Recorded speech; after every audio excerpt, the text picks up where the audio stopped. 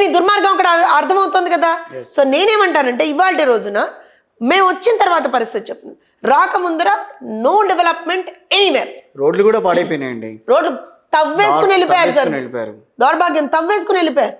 అక్కడ విట్, ఎస్ఆర్ఎం లాంటి బ్రహ్మాండమైనటువంటి ఇన్స్టిట్యూషన్స్ వస్తే బికాస్ మా చాలా మంది పిల్లలు అక్కడ చదువుతున్నారు.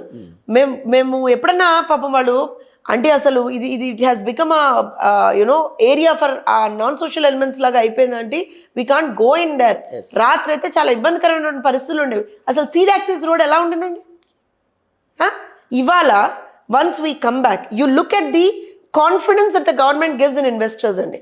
ఇవాళ నేను ఒక చిన్న ఎగ్జాంపుల్ ఎందుకు చెప్తానన్నానంటే ఇవాళ ఏం జరుగుతుంది, అమరావతిలో మేము వచ్చిన తర్వాత శ్వేతపత్రం రిలీజ్ చేయడానికి ముందర గ్రౌండ్ లెవెల్ సమీక్షలు జరిగాయి, అధికారుల సమీక్షలు జరిగాయి.